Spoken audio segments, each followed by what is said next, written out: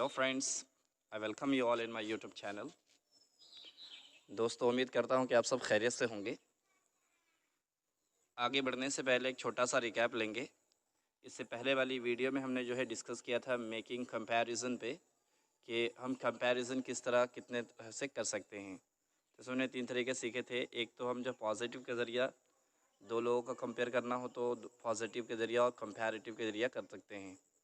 दोनों में समानता हो तो पॉजिटिव के ज़रिया, और जो दोनों में समानता नहीं हो तो हम उसको कंपेयर करते हैं पॉजिटिव के ज़रिया भी और कंपैरेटिव के ज़रिया भी। और जब 3 लोगों के अंदर हम कंपेयर कर रहे हों तो उस कंपैरिजन को शो करने के लिए हम 3 तरह से कर सकते हैं। एक तो पॉजिटिव के ज़रिया भी कर सकते हैं, और दूसरा कंपैरेटिव के ज़रिया भी कर सकते हैं, और तीसरा सुपरलेटिव के ज़रिया भी कर सकते हैं। होप कि आपने वो वीडियो देखी होगी और उसको समझा होगा। अगर नहीं देखा है तो लिंक में जो आई बटन दिख रहा है उसको आप वीडियो को ज़रूर देख लें, ताकि वो कंसेप्ट भी क्लियर हो जाए। आज हम आगे पढ़ेंगे। आगे बढ़ने से पहले आपको बता दें कि आज का जो वीडियो है बहुत ही इंपॉर्टेंट होने वाला है। इसमें आज हम डिस्कस करेंगे काइंड्स ऑफ वर्ब्स के बारे में, और उसके बाद हम सीखेंगे इसमें यूजेस ऑफ मस्ट का इस्तेमाल कैसे करेंगे। उसके बाद हम जो है उसमें कुछ प्रोनाउंसिएशन सीखेंगे साइलेंट एस के बारे में। तो आज वाकई बहुत इंपॉर्टेंट लेसन है, इसको बहुत ध्यान से ज़रूर देखें और स्किप करने से बचें, ताकि आपको वीडियो का पूरा फ़ायदा हो पाए। Okay, now moving to the today's class इंशाल्लाह, going to start kinds of verb. Verbs की किस्में हम आज पढ़ेंगे। वर्ब्स के बारे में। वर्ब्स कहते हैं काम को, एक्शन को, क्रिया बोलते हैं हिंदी में। तो एक्शन मतलब काम, खाना पीना, सोना, नहाना, धोना, रोना, गाना, ये जितने वर्ब हैं ना, जितने एक्शन हैं, सब वर्ब कहलाते हैं। जो काम है सब एक्शन, ये सब वर्ब है। लेकिन वर्ब कितने तरह के होते हैं हम इंग्लिश में देख रहे हैं। तो यहाँ पर 3 तरह के मेन जो काइंड्स होते हैं वो 3 तरह के होते हैं।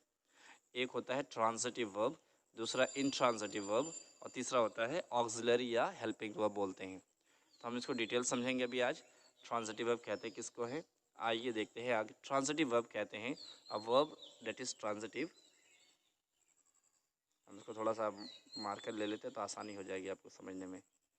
ठीक है, अब हम देखते हैं इधर। ट्रांजिटिव वर्ब कहते हैं verb is transitive in the action passes over from the subject to the object. Transitive verb उसको कहेंगे जब उसका एक्शन जो है, उस काम का असर सब्जेक्ट से होकर के ऑब्जेक्ट में पास होता हो, तो उसको हम कहेंगे ट्रांजिटिव वर्ब। समझ में आ रही बात? जो हम पास होगा, तो हम जिस सब सब्जेक्ट से हम ऑब्जेक्ट में वो पास कर रहा होगा, जैसे गॉड,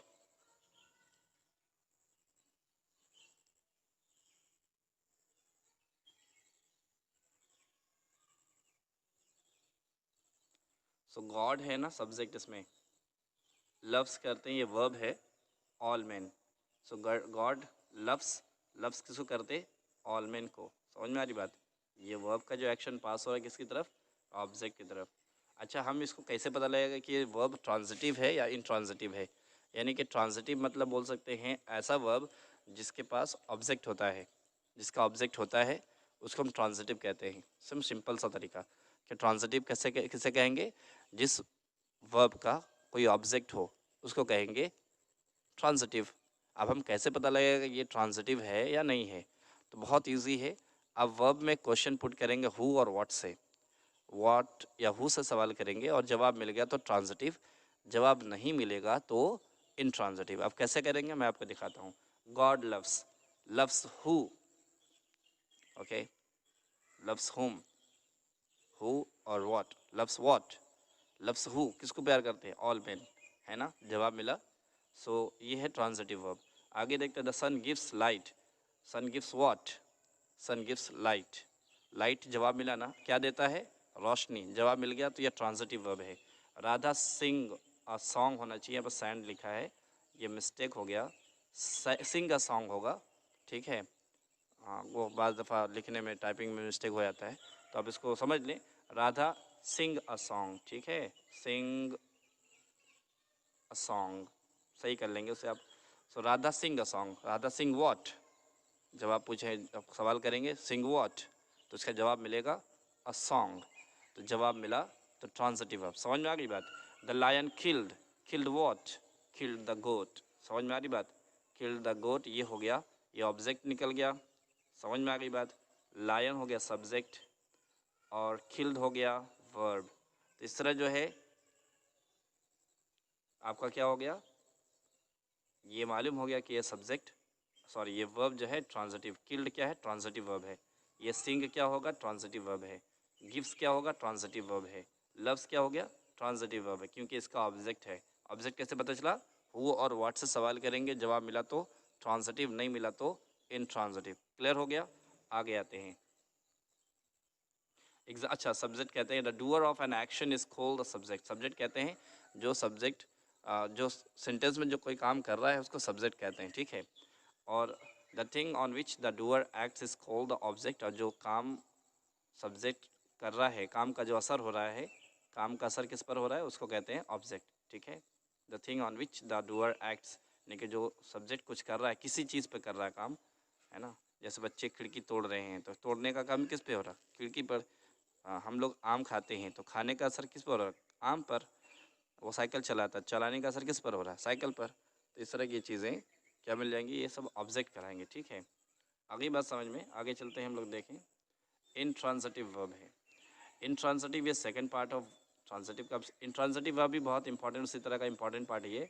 अब इनट्रांजिटिव का सिंपल तरीका समझेंगे इस तरह कि जिसका कोई ऑब्जेक्ट, जिस वर्ब का ऑब्जेक्ट नहीं होता उसको इनट्रांजिटिव कहते हैं। समझ में आ गई बात। जिस वर्ब का ऑब्जेक्ट नहीं होता उसको इनट्रांजिटिव कहते हैं। तो कैसे पता चलेगा इसका वर्ब ऑब्जेक्ट है कि नहीं है। अब देख लें, the sun shines, I go to school, my father stopped at the shop, the sun rises in the east. ये सब तो लग रहा है कि ऑब्जेक्ट है जी, दिखने में तो ऑब्जेक्ट लग रहा है, लेकिन हम वही रूल अपनाएंगे जो हम ट्रांजिटिव में लगाए थे। क्या, हु और व्हाट से सवाल करेंगे। आ रही बात समझ में। तो हु और व्हाट से सवाल करेंगे और आपको जवाब मिला तो समझिए ट्रांजिटिव, और नहीं मिला तो इनट्रांजिटिव। द सन सब्जेक्ट है ना। द सन क्या है, सब्जेक्ट है, और शाइन्स क्या है, वर्ब है, और वर्ब के बाद कोई ऑब्जेक्ट नहीं है। तो ये द शाइन्स से वर्ब कौन सा वर्ब हुआ, इनट्रांजिटिव। समझ में आ गई बात जी। आपको आगे समझ में, इनट्रांजिटिव हो गया। अच्छा, आई, इसमें दूसरा I go to school, I subject है, गो वर्ब है, गो व्हाट नहीं जवाब है ना। अगर हम पूछते गो वेयर तो जवाब होता दैट्स टू स्कूल, लेकिन वेयर से तो पूछना नहीं है, व्हाट और हु से पूछना है, इसलिए गो का जवाब जब हमको नहीं मिला तो ये हो गया इनट्रांजिटिव। समझ में आ गई बात जी। अब माई फादर स्टॉप्ड व्हाट जवाब नहीं है। हम पूछते हैं वेयर तो जवाब होता है एट द शॉप, है ना। तो व्हाट का जवाब नहीं मिला, तो ये वर्ब जो है ये इनट्रांजिटिव हो गया। समझ में आ गई बात, नहीं समझे जी। The sun rises in the east, इसमें सब्जेक्ट द सन है, राइजेज वर्ब है, और राइजेज व्हाट करेंगे, सवाल पूछेंगे राइजेज व्हाट जवाब नहीं मिला, तो जवाब पूछते कि राइजेज वेयर, पूछते तो बोलता इन द ईस्ट। यहाँ जवाब राइजेज व्हाट का जवाब नहीं मिला, तो ये हो गया इनट्रांजिटिव। आई होप क्या समझ में आ गया। तो समझ में एक चीज़ हम लोग सीखा हमने कि जब हम सवाल करें वर्ब के साथ हु और व्हाट से जवाब मिला तो ट्रांजिटिव, और नहीं मिला तो इनट्रांजिटिव। आई होप के समझ में आ गया। आगे हम लोग आते हैं ऑक्सिलरी वर्ब में। ये भी बहुत इंपॉर्टेंट होता है ऑक्सिलरी वर्ब का समझना, इसको हेल्पिंग वर्ब भी कहते हैं। एन ऑक्सिलरी और helping verb is used with another verb. ये जो जिसको मेन वर्ब के साथ इसको जोड़ते हैं, ये क्या करता है, मेन वर्ब की हेल्प करता है। मेन वर्ब इसमें, जैसे कि यहाँ पर सेंटेंस देख लें, we have finished our work. समझ में आ गई बात। तो we have finished our work में इसमें सब्जेक्ट ये है वी, और फिनिश्ड मेन वर्ब है, आवर वर्क ऑब्जेक्ट है। तो इसमें जो हैव है ना, ये क्या है, ये हैव फिनिश्ड, ये हेल्प कर रहा फिनिश्ड की बात को समझाने के लिए, कर चुका है, कर रहा है, कर रहा था, ये सब चीज़ें बताने के लिए हैव का इस्तेमाल हो रहा है। कि ये बता रहा है कि हैव फिनिश्ड मतलब अभी रिसेंटली ख़त्म किया है वो काम। तो ये इंपॉर्टेंट, अगर फिनिश्ड कर देता तो वो पास्ट हो जाता, ठीक है। तो इसलिए सेंटेंस को समझने के लिए ये फिनिश्ड पूरी बात समझाने में नाकाम है, इसलिए इसको ज़रूरत पड़ी हैव की। तो ये हैव क्या हो गया, हेल्पिंग वर्ब है, यानी कि ऑक्सिलरी वर्ब। उसी तरह दे विल प्ले होना चाहिए यहाँ पर, प्ले मतलब खेलना, वो खेले होंगे, विल प्ले, ये विल क्या है, ये है हेल्पिंग वर्ब, प्ले की मदद कर रहा है। इन द पार्क, समझ में आ गई बात। They subject, play verb, in the park object, और ये विल क्या हो गया, विल हो गया हेल्पिंग वर्ब यानी auxiliary verb. Girls are singing in the class, so girls subject हो गया, सिंगिंग गा रही है इन द क्लास, यहाँ पर वर्ब है, ऑब्जेक्ट है। तो सिंगिंग, अब ये इज़ आर एम, सिंगिंग जो है इज़ आर एम को, ये आर इम्पॉर्टेंट है सिंगिंग को बताने के लिए। तो सिंगिंग को ज़रूरत है आर की, इसलिए सिंगिंग की मदद कौन कर रहा? आर। ये बता रहा कि अभी गा रही हैं। सिंगिंग बोले तो समझ में नहीं आएगा, गा रही हैं, गा रही थी या गा चुकी हैं, इस तरह के सेंटेंस को समझने के लिए इज़ आर एम ये हेल्प कर रहा है इसको पूरी बात समझाने के लिए कि अभी गा रही हैं दर्जे में। क्लियर है, काम चल रहा है। उसे the birds were chirping in the trees, the birds were chirping in the trees. So bird subject है, चर्पिंग वर्ब है, इन द ट्रीज ये ऑब्जेक्ट है, और ये वर्ब हो गया हेल्पिंग वर्ब। आई होप के समझ में आया। नहीं कि जो वर्ब की मदद करता है उसको कहते हैं ऑक्सिलरी वर्ब। क्लियर हो गया। आगे आते हैं, देखें इसमें कुछ सम कॉमन ऑक्सिलरी वर्ब्स कौन कौन से हैं जो ऑक्सिलरी वर्ब कहलाते हैं। यही सब हैं जो आप देख लें यहाँ पर, is are am, was were, है ना, do does did, has have had, will shall, यहाँ पर हैड विल शल विल होना चाहिए, शिल लिखा है, mistake. Can could may might must should, यहाँ पर विल है, डब्लू है, ठीक है, इसके याद रहे, विल होगा।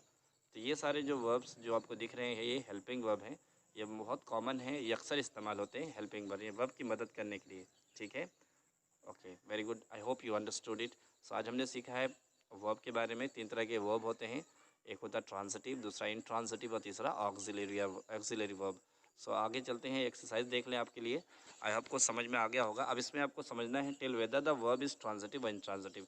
ये जो होमवर्क आपको दे रहा हूँ मैं, इसमें आपको बताना है कि इसमें वर्ब जो है यानी कि ब्रोकन, ये वर्ब है, ये कौन सा वर्ब है, ट्रांजिटिव वर्ब है या इंट्रांजिटिव वर्ब है। गोइंग ये ट्रांजिटिव वर्ब है या इंट्रांजिटिव वर्ब है। वेटिंग ये ट्रांजिटिव वर्ब है या इंट्रांजिटिव है। रूल आपको पता है, आप इसको लिख करके कमेंट सेक्शन में भेजें ताकि मैं उसको सही से रिप्लाई कर पाऊँ। Okay, now moving to the second part, that's called a listening activity. Here you will listen a very short video clip and try to listen, try to understand. Listening he important है English बोलने के लिए। Listen करेंगे, अच्छे ही सुनेंगे अच्छे से, तो आप अच्छे से बोलेंगे भी। So listen, it's for you. Prophet ﷺ tells us in Jannah, لَيْسَ فِي الْجَنَّةِ أَعْزَبُ. This is a hadith in Sahih Muslim. Prophet ﷺ said, no one is single in Jannah. There is no person that's single in paradise. Adam alayhi salam was given Hawa, and everyone that enters into Jannah would be given a spouse. Who that spouse is, it depends. Allah subhanahu wa ta'ala says, "Udkhulu antum wa azwajukum." First and foremost, those that were married would enter together. Okay? And Allah subhanahu wa ta'ala says in the Quran, enter you and your spouses, right? In this situation. And the scholars, they say that the first relationship that Allah created in the world was that of Adam and Eve. For between human beings, even the parent and the child relationship came later. And Al-Hafidh ibn Kathir, rahimahullah, the author of this book, he goes through these possibilities. You know, what would happen in Jannah for people? He says it's possible, for example, that someone that you loved in dunya, but you were unable to marry for some reason, you would be married to that person. So that's one possibility. Okay? Or it's possible that it could just be a heavenly spouse. So you did not necessarily, you know, it wasn't a love in this world, it wasn't someone that was desired in this world, it's not someone from this world, but you're given a heavenly spouse, or you're given heavenly spouses. You know, sisters ask all the time about, you know, all this mention of hur al-ain and so on and so forth, you know, spouses for men. What about women? There's no such thing as haram in Jannah. There is no such thing as something that's impermissible in Jannah. A person can have whatever they want, but Allah subhanahu wa ta'ala addresses, Al-Imam bin Hajar rahimahullah says, ala sabil al-aghlab, that which is common and that which is known. You know, we really have no restrictions in Jannah. But the point is, the Prophet ﷺ says that there is no person that's single in Jannah, just like Adam alayhi salam was not left single in Jannah. Now, when you find, let's say that you enter into Jannah with your spouse. I've actually had people come to me and say, you know, if going to Jannah means I'm still going to be with my wife, it's not Jannah. Or if going to Jannah means he's still going to be there, it's not really Jannah. Can I get to Jannah and can I switch out husbands? Can I switch out wives in Jannah? It's not going to be like when you enter Jannah, it's not going to be like not you again, right? Can you go to that other house in Jannah and can I have my own space in Jannah? Okay? Because in Jannah, number one, there are no grudges, no ill feelings. You might work out your problems before you get into Jannah. Number two, there is no dissatisfaction in Jannah. Okay? And you will love your spouse in Jannah, whether it's a spouse that is heavenly or a spouse that is from the people of dunya, whoever it is, you will love that spouse. And lastly, something very beautiful the Prophet ﷺ said about spouses in Jannah. The Messenger ﷺ, he said that every time a person sees their spouse in Jannah, that they would see that their spouse is more beautiful than the last time they saw them. And they would say, and you would say to your wife that you're even more beautiful than the last time I saw you. And she would say, subhanAllah, and you're even more handsome than the last time I saw you. Meaning part of Jannah is that Allah subhanahu wa ta'ala makes the spouses perpetually more attractive, more beautiful, more loving, and so on and so forth. So it grows, right? Whereas in dunya, obviously, we grow older. And, we lose interest. But subhanAllah, Allah subhanahu wa ta'ala grows that interest. He grows that attraction so that the bond continues to get stronger and stronger and stronger in Jannah. And we ask Allah subhanahu wa ta'ala to enter us into Jannat al-Firdaus with our spouses in the companionship of Rasulullah sallallahu alayhi wa sallam.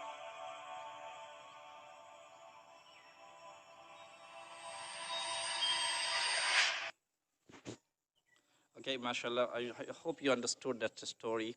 That's a beautiful story about Jannah, or information about the Jannah. Now हम लोग चलते आगे users of must के बारे में, चूँकि वक्त कम है. यूज़र्स ऑफ मस्ट के माना होता है ज़रूर के माने होता है, और ये क्या बताता है, ड्यूटी बताता है और डिटर्मिनेशन, आपका पक्का इरादा कि आपको ये करना ज़रूर करना चाहिए, आपको ये फ़र्ज़ है, जिसे फ़र्ज़ और ज़िम्मेदारी को बताने के लिए मस्ट का इस्तेमाल करते हैं. फॉर एग्ज़ाम्पल, हमें खुदा की इबादत करनी चाहिए. वी मस्ट प्रे अल्लाह. उस हमें अपने माँ बाप का कहना ज़रूर मानना चाहिए. तो हमें वी सब्जेक्ट हम यहाँ पे इस तरह बनाएंगे, वही तरतीब जो हमने इससे पहले सीखी थी. हमें का वी है ना, समझ में आ रही बात. तो हम इसको लेंगे वी के तौर पर से. वी हमें अपने माँ बाप को, वी उसके बाद चाहिए का मीनिंग लिखेंगे वी मस्ट. उसके बाद मानना चाहिए, ओबे. ठीक है, मतलब ज़रूर मानना. ओबे, वी मस्ट ओबे, हमें ज़रूर मानना चाहिए. क्या मानना चाहिए? कहना, अपने माँ बाप का कहना, आवर पेरेंट्स. ठीक है, वी मस्ट ओबे माने हुक्म मानना हो जाएगा, तो we must obey our parents. अच्छा, हमें मूर्ति नहीं पूजनी चाहिए, हमें वी. ठीक है, उसके बाद चाहिए, वी मस्ट नॉट, नहीं चाहिए, वी मस्ट नॉट. क्या नहीं चाहिए? मूर्ति पूजना. पूजना का हो जाएगा. उसके बाद प्रे हो जाएगा. क्या नहीं पूजना चाहिए? मूर्ति, आइडल. समझ में आ रही बात. हमें अपने बड़ों की बेइज्जती नहीं करनी चाहिए. तो उसमें सब्जेक्ट वी हमें हो जाएगा. उसके बाद नहीं चाहिए, नहीं और चाहिए, मस्ट नॉट. ठीक है, उसके बाद क्या नहीं करनी चाहिए? बेइज्जती. We must not insult. किसकी? अपने बड़ों की. ये तरतीब है. एक बार सब्जेक्ट लेंगे, बाकी जो है पीछे से चलेंगे और तीसरे नंबर पे नोट लगाएंगे. आई होप समझ में आ गया. ये बहुत इजी है, आपको बहुत सारी चीज़ें आप पहले से सीख चुके हैं, इसलिए ज़्यादा इसमें डिटेल नहीं बताना. अब इसी तरह के सेंटेंस आपके लिए जो एक्सरसाइज में है, और ये आप इसको एक स्क्रीनशॉट लेकर के इसको आप बनाएं और उसको इसका आंसर जो है हमारे कमेंट सेक्शन में डालें, ताकि हम आपको बताने में आपको हम इसका रिप्लाई दे पाएँ. चलिए, लास्ट पार्ट हम लोग पढ़ेंगे, जो सब्जेक्ट लास्ट नहीं बल्कि फोर्थ पार्ट है. It's vocabulary and word stock है. ठीक है, it's also very important. Meaning जो है रोज़ाना की 10 मीनिंग बढ़ाने के लिए आपको दिया जाता है. आप अब तक जो इतनी मीनिंग मैं दिया हूँ, उम्मीद है कि आप सब इसको याद कर लिए होंगे, अच्छे से उसको यूज़ कर रहे होंगे, और नहीं किए तो आप इसको ज़रूर से स्टार्ट करें, अब से ही याद करें, ताकि आपको इसका बेनिफिट्स मिल पाए. ठीक है, ये इसके स्क्रीनशॉट लेकर के इसको नोट करें और इसको याद करें, और अपनी स्पीकिंग में इसको यूज़ करें तो आसानी होगी. इट्स स्ट्रेंज, ये अजीब है. सूनर और लेटर, देर सवेर, एटलीस्ट कम से कम, इन द लॉन्ग रन, आखिर में. Turn a deaf ear to, ध्यान ना देना. Throw dust in person eyes, आंखों में धूल झोंकना. In less than no time, पल भर में. राउंड द क्लॉक, दिन रात. कास्ट अ स्पेल ऑन, जादू करना. कैसल इन द एयर, हवा में महल बनाना. ओके, हवा महल, हवाई महल बोलते हैं ना, हवा महल, हवा में महल बनाना. So he is making a castle in the air, वो हवा में महल बना रहा है. ठीक है, मैंने ख्वाब देखना. ओके, ना प्रोनाउंसिएशन पार्ट है, लास्ट पार्ट है. इस पर हम सीखेंगे आज जो है साइलेंट एल के बारे में, जैसा मैंने पहले बताया था.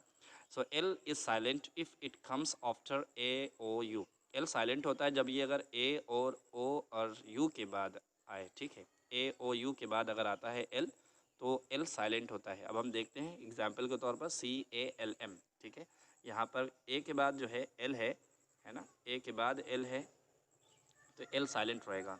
तो पढ़ेंगे खाम, नॉट काल्म. काल्म नहीं पढ़ेंगे, खाम पढ़ेंगे. खाम, खाम. ओके, खाम. और हम लोग अपने जैसे हिंदी में बोलते हैं काम, तो का नहीं पढ़ते हैं, खा पढ़ते हैं. इंग्लिश में के को खे पढ़ते हैं. आप इसको खे पढ़ा कीजिए तो आपका प्रोनाउंसिएशन बहुत अच्छा हो जाएगा. खाम. ओके, नेक्स्ट मूव्स टाल्क पढ़ते हैं, टाल्क नहीं होगा, ये talk, okay, talk, talk. Next moves, walk नहीं है, ये वॉक है, walk, walk, okay, let's have a walk, okay, walk. Next comes have, not half, l नहीं पढ़ेंगे, पढ़ेंगे have, okay, give me half a claw, okay. ये है would नहीं पढ़ेंगे, would, would, okay, would. I hope समझ में आ रहा, आप इसको रिपीट क्या कीजिए मेरे बाद, would. Next come should, should, L नहीं पढ़ा जाएगा, एल नहीं पढ़ा जाएगा, इसको याद रहे। देखिए मैंने इसको रेड मार्क किया है ताकि आपको समझ में आ जाए, एल नहीं पढ़ा जाएगा, should, okay. Next comes Simon, Simon एक सैमन जो है स्ट्रेस आप देंगे, सै पर देंगे, सैमन, मन मन, सैमन। सैमन एक मछली का नाम है, समुद्री मछली होती है, उसको बोलते हैं सैमन। हम लोग पढ़ते हैं सैल्मन, गलत है, सैल्मन नहीं, एल साइलेंट है यहाँ पर, सैमन पढ़ेंगे, क्लियर है। Next comes folk, folk, okay, it's not folk, folk, folk बाशिंदे को बोलते हैं, जो आमतौर पे जो जहाँ रहते हैं उसको फॉक बोलते हैं, ठीक है, लोग से मुराद है लोग, folk. Next comes chalk, chalk, not chalk, wrong, chalk, pass me the chalk, okay. Next comes could, could, could, okay, could, मैंने एच लिख दिया यहाँ पर ताकि आपको आसानी हो जाए, के नहीं पढ़ा करें, खे पढ़ा करें, could, could, एल साइलेंट इधर। नेक्स्ट कम्स खाफ, इधर भी के एच होगा, खाफ, खाफ, ओके, खाफ माने बछड़ा को बोलते हैं। आई होप समझ में आया, आज का वीडियो आपको समझ में आया तो thanks for watching for this. आप उम्मीद है कि आपको समझ में आया होगा और आप इसको ज़रूर जो है सब्सक्राइब करें ताकि ऐसी वीडियोस आपको वक्त पे मिल जाए, ठीक है। और पसंद आए तो अपने दोस्तों को भी लाइक शेयर ज़रूर करें, कमेंट में ज़रूर लिखें अपने व्यूज़, क्योंकि कमेंट से मुझे जो है बहुत सारी चीज़ें समझ में आती हैं कि लोग कितना पसंद आ रहा नहीं आ रहा। तो आपको जो भी समझ में नहीं आए आप ज़रूर कमेंट में डालें, आपको अच्छा लगे तो आप ज़रूर लिखें, कम से कम कुछ तो बता दें कि हाँ कैसा लग रहा है आपको, ताकि मुझे मोटिवेशन मिलता रहे। Okay, thank you very much, see you again.